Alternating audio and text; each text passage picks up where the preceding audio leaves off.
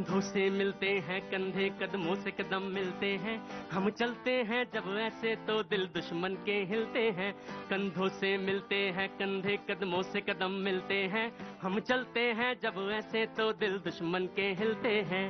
अब तो हमें आगे बढ़ते हैं रहना, अब तो हमें साथी है बस इतना ही कहना।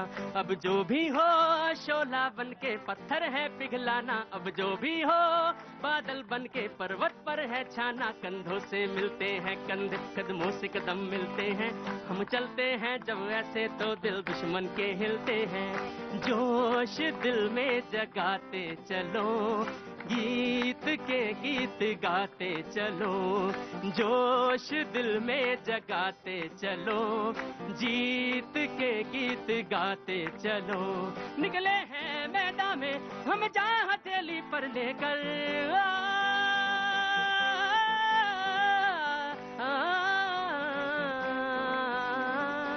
निकले हैं मैदान में हम जहाँ हथेली पर लेकर। अब देखो दम लेंगे हम जाके अपनी मंजिल पर। अब जो भी हो शोला बन के पत्थर है पिघलाना, अब जो भी हो बादल बन के पर्वत पर है छाना। कंधों से मिलते हैं कंधे, कदमों से कदम मिलते हैं, हम चलते हैं जब ऐसे तो दिल दुश्मन के हिलते हैं। कंधों से मिलते हैं कंधे। बहुत शुक्रिया भैया जी। कल में आपका एक बार फिर स्वागत है बातचीत के सिलसिले को जोड़ने के लिए।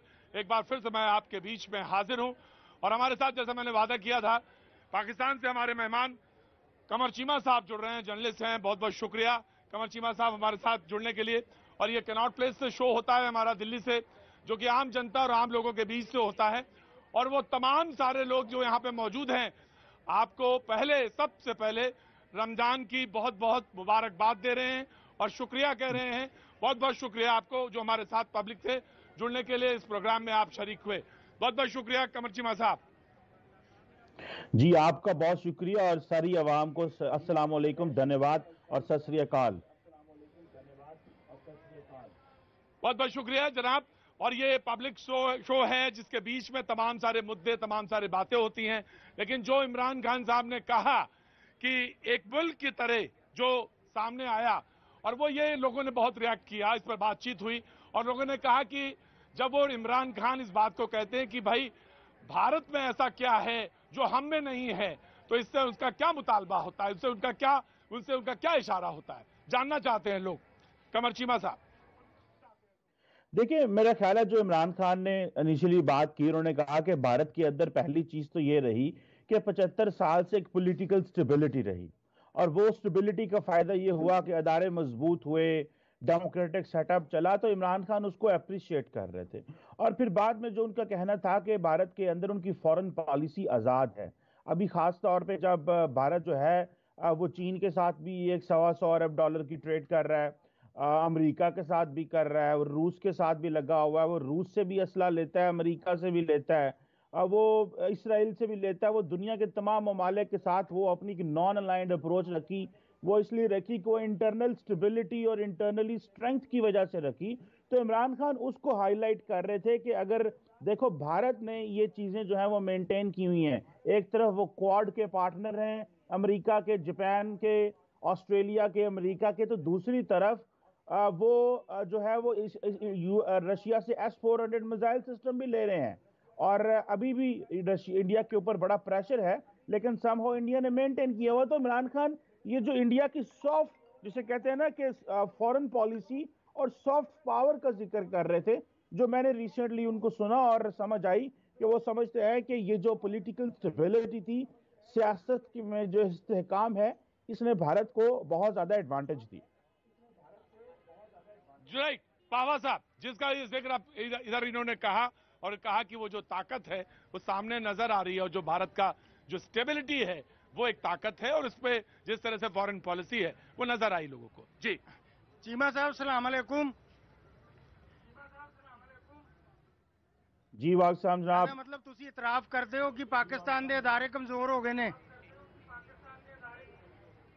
देखो गल है कि ਜਦੋਂ ਤੁਹਾਡੇ 75 ਸਾਲ ਦੇ ਵਿੱਚ ਤੁਸੀਂ ਜਮਹੂਰੀਅਤ ਤੇ ਰਹੇ ਹੋ, ਅਸੀਂ ਨਹੀਂ ਰਹੇ, ਤੇ ਫਿਰ ਇਟ ਮੀਨਸ ਕਿ ਮਾਮਲਾਤ ਉਂਝ ਦੇ ਨਹੀਂ ਹੈ ਜਿੰਦੇ ਤੁਹਾਡੇ ਕੋਲ ਨੇ ਤੇ ਜਿੰਦੇ ਸਾਡੇ ਕੋਲ ਹੋਣੇ ਚਾਹੀਦੇ ਨੇ।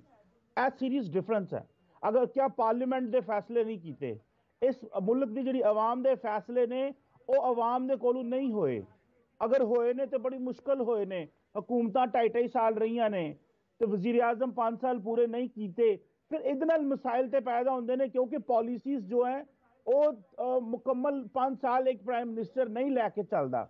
तो ਇਹਦੇ ਨਾਲ ਫਿਰ ਨੁਕਸਾਨ ਤੇ ਹੁੰਦਾ ਹੈ, ਇਹ ਨਹੀਂ ਹੁੰਦਾ ਕਿ ਨੁਕਸਾਨ ਨਹੀਂ ਹੁੰਦਾ। ਹੁਣ नरेंद्र मोदी अगर 10 साल पूरे करता है तो एक तसलसल रहेगा।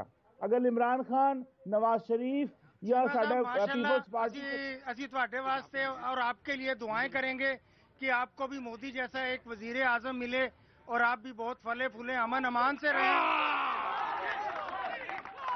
हमें मोदी जैसा वजीर आजम नहीं चाहिए, हमें मोदी जी जैसा वजीर आजम नहीं चाहिए। हमें इमरान खान जैसा, शहबाज शरीफ जैसा और बिलावल भुट्टो जैसे चाहिए।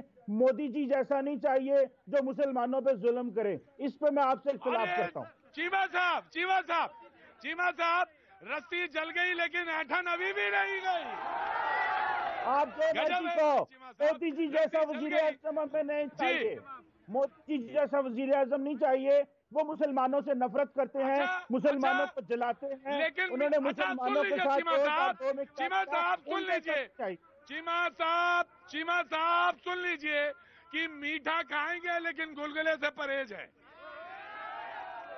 मीठा तो खाएंगे लेकिन गुलगुले से परहेज है। जनाब, गोदी मीडिया का मैं अकेला मुकाबला नहीं कर सकता। गोदी मीडिया का काम है जो मोदी जी करे उसको सपोर्ट करना। अच्छा भाई, हम तो गोदी हैं, ये तो आवाम है। मैं तो गोदी हूँ, चलिए, लेकिन आवाम जी क्या नारा लगा रहे थे हम? मोदी जैसा पूरे धरती पे कोई नहीं है, पूरे वर्ल्ड में कोई नहीं। चीमा साहब, ये मुझे नहीं मालूम स्टेबिलिटी के मतलब आप क्या निकालते हैं, लेकिन मुझे ये मालूम है, ये मैं रोड शो यहाँ करता हूँ, लोग क्या सोचते हैं, लोग क्या कहते हैं, और यहाँ की जमहूरियत में वो साफ दिखाई पड़ता है। जनाब, मैं आ रहा हूँ जी।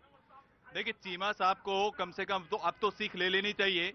पाकिस्तान क्या है, 1947 से पहले अंग्रेजों के गुलाम रहे। 47 के बाद में ये लोग आईएसआई की गोदी में बैठ गए, आतंकवादियों की गोदी में बैठ गए, अमेरिका की गोदी में बैठ गए। चीमा साहब, अब तो शर्म करो, अब तो समझ जाओ, अब तो सीख ले लो कि नरेंद्र मोदी जैसा वजीर आजम आपको चाहिए। नरेंद्र मोदी है तो मुमकिन है कुछ भी। और चीमा साहब, एक बात और बता दूं, आपके इमरान साहब ही बोल रहे हैं कि नरेंद्र मोदी जी जैसा हुक्मरान होना चाहिए। वहां की आवाम ऐसा व्यक्तित्व को वहां की आवाम क्यों देती है तवज्जो? क्योंकि वो दिलों में राज करते हैं। चीमा साहब, now you please respond, I am coming. जी, मैं बोल सकता हूं? जी, ऑफ कोर्स आप बोल सकते हैं। देखिए, ये जो आज भारत जो है वो अगर अपनी उसके अंदर स्टेबिलिटी है तो ये मोदी जी साहब के दकियानूसी विजन से नहीं है। इनसे पहले वज़ीर आज़म का विजन था। मोदी जी ने तो तकसीम पैदा कर दी है। डोनाल्ड ट्रंप जब इंडिया में होता है तो मुसलमानों का कत्लेआम होता है। मुसलमानों की मस्जिदों पे चढ़ के बीजेपी और आरएसएस जो है वो आरएसएस के झंडे लहराती है। हमें ना बताएं, आपके बड़े चेहरे हैं। हमने एक चेहरे की बात की जिसमें आपकी वो फॉरेन पॉलिसी की आजादी है।